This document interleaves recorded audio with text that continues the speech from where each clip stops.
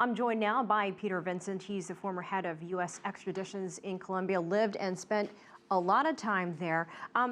We heard of all the emotions and we saw the tears, but what is your reaction to this agreement? How significant is this? It is an incredibly significant step. It is a bilateral ceasefire, something that has never been accomplished. We are not there yet.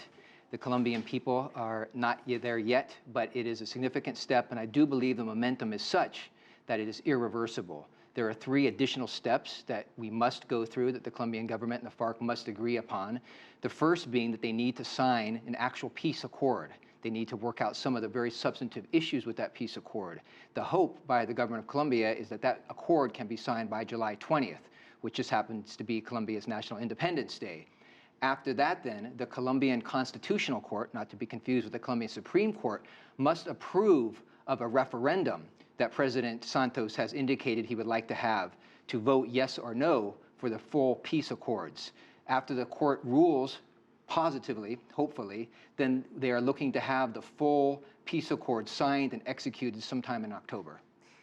This has gone on for years now. They passed an initial March deadline. You mentioned Independence Day. Is there anything that could stop or slow down the process? You mentioned momentum, but is there something that could stand in the way? I do believe that it's irreversible. However, a gentleman who I respect and admire and who I spent a lot of quality time with, who is incredibly charismatic and incredibly dedicated to his country, ex-President Uribe, who very much deserves a great deal of credit for his campaign of kill or capture that really forced the FARC to the negotiating table. He is still an immensely polarizing, but also an immensely popular figure in Colombia. He is dead set against this. He believes it is a sign of capitulation, of cowardice.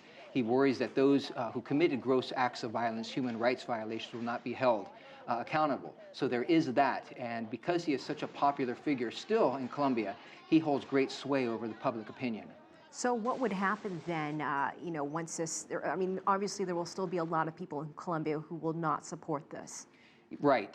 The referendum, if it takes in October, will probably pass narrowly.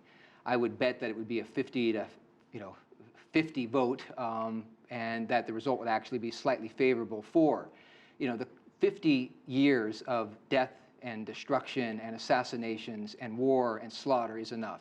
And the Colombian people have certainly earned the right to live in peace, a sustainable, durable peace. I ultimately think that because the Colombian people have withstood this multi-generational war, that they will, as survivors, ultimately pass the referendum slightly. Everyone has said that everyone in Colombia knows someone or has been touched by what has taken place there.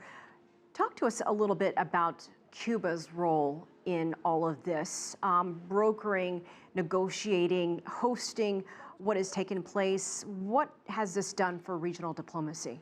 Cuba and its president, Raul Castro, definitely deserve some credit. They have hosted these talks since November of 2012. They have played an instrumental part.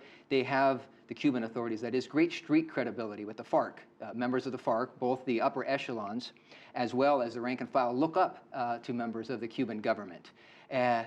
Actually, the Pope, Francis, deserves some credit as well for intervening in this matter and calling a grave humanitarian crisis. But really, truly, the individuals that deserve the most credit for this are, as I said, former President Uribe for this campaign of forcing the FARC to the negotiating table, and current President Juan Manuel Santos for having the moral courage to take the battle just not within the jungles and the mountains and the courts of law in Colombia, United States, but taking it to the negotiating table in Havana. And he has done an incredible service to his country at great political cost, because not all Colombians that we've been discussing are completely in favor of this.